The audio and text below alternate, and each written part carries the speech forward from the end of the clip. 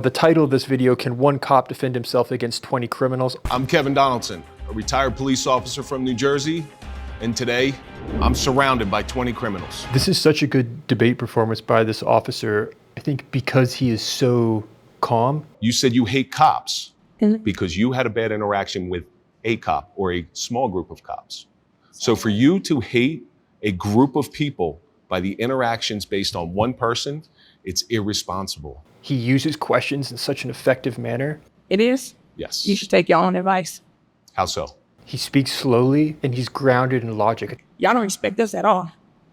At all. Just like he was saying. That's a bold-faced lie. Nah, it's not. Absolutely. It's not.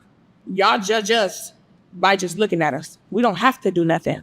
We don't have to do nothing at all. And you're 100% sure of that? I'm 100% sure. Anytime you feel complete certainty, there's something probably to be examined. When you're 100% sure of something, that's when you're proved wrong. I'm not proved wrong, baby. Yes, you are. We should not be as certain as we think we are.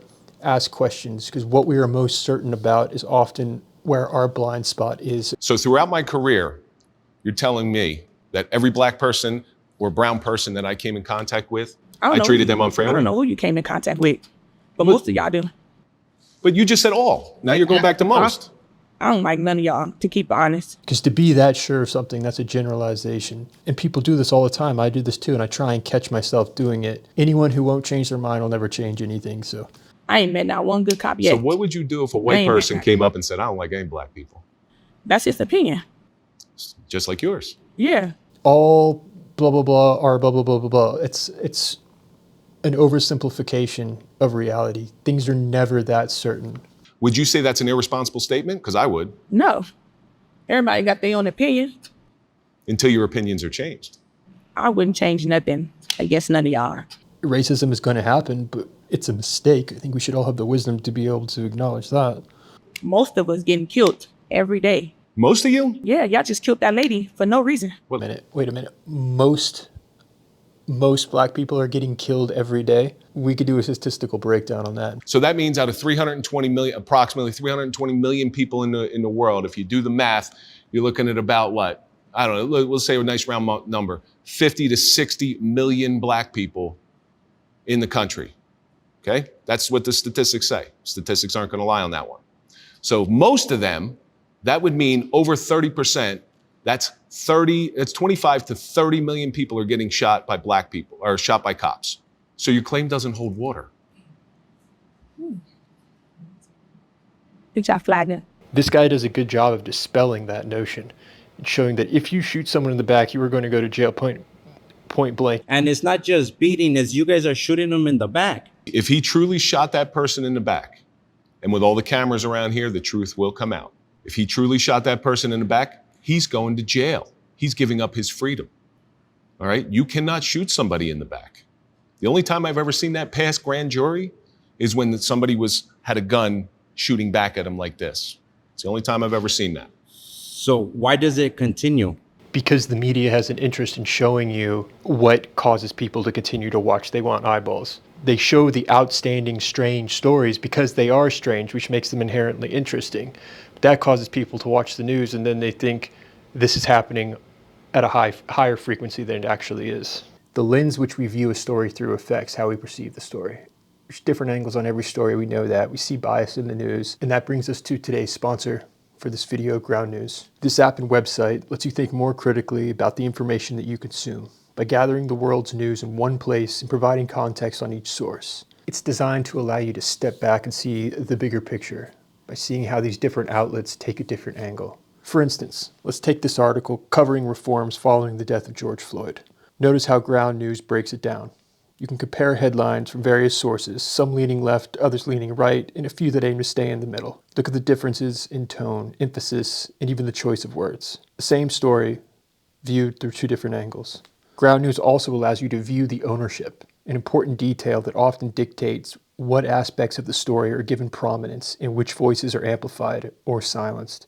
This is important to keep in mind when you're deciding which sources to trust. In order to be well informed, we need to consider both sides of a story, as well as consider what are the motivations behind that source.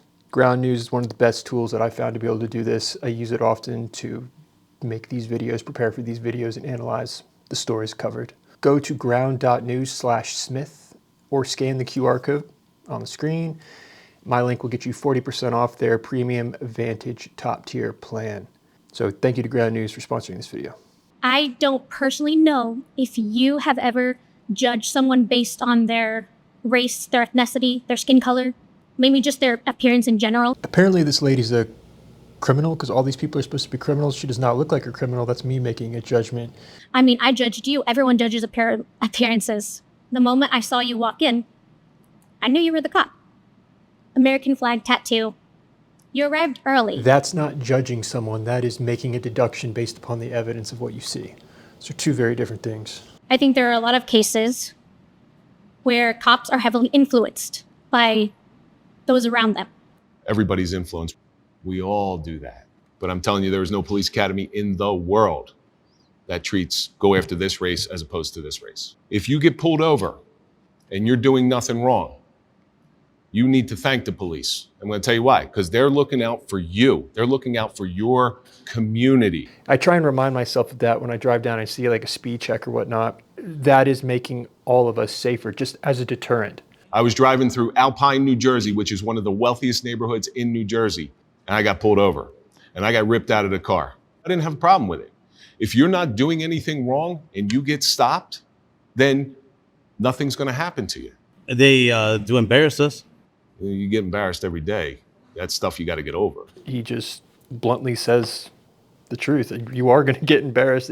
No one wants to get pulled over. No one wants to have to talk to a cop, even when you get off with a warning. Well, I've been interacting with police. I'm terrified. It's not embarrassing. It's scary. And I'm white.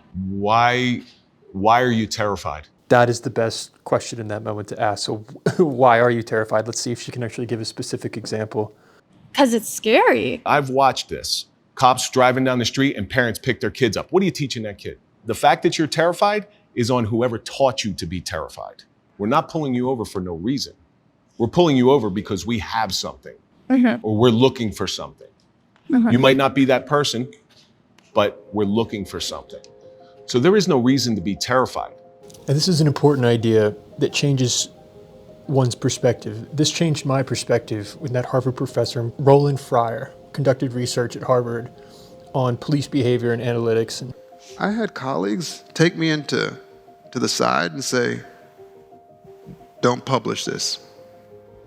You'll ruin your career. people wait until the result is over and then they look at the results and make a judgment. Because the world is driven by the goal that one is trying to accomplish. So let's say I work at a bank and my job is to approve or disapprove loans and try and keep the default rate on those loans as low as possible. And I've been able to get it to 0.5, which is really good. It's really low, and through my professional practice, I know what to look for in an individual case. It's not based upon skin color. But someone could come along and say, let me see your caseload for this year. You disapproved the loans for Latino people, and there was less disapproved for white. You are making that assessment because you're looking at the end results and saying, hey, 20% of yellow were declined versus 30% of purple were declined. This is unfair to purple. The end result default rate is 0.5 across yellow, purple. What is the goal that you're trying to accomplish? If it is a 0.5 default rate, then you're doing it correctly because the default rate is even. We see bias when we look at the end result and we look at the imbalance, but that imbalance is just a byproduct of trying to accomplish a result. Are they not going to pull over the car that they suspect the contraband because of the color of the driver? For every black driver, we have to pull over a white driver, right? We have to pull over every color of driver at the same rate. It doesn't make logical sense. Vastly more complicated than people make it out. I said to them, if the second part showed bias, do you think I should publish it then? And they say, yeah, then it would make sense. And I said, I guarantee you I'll publish it.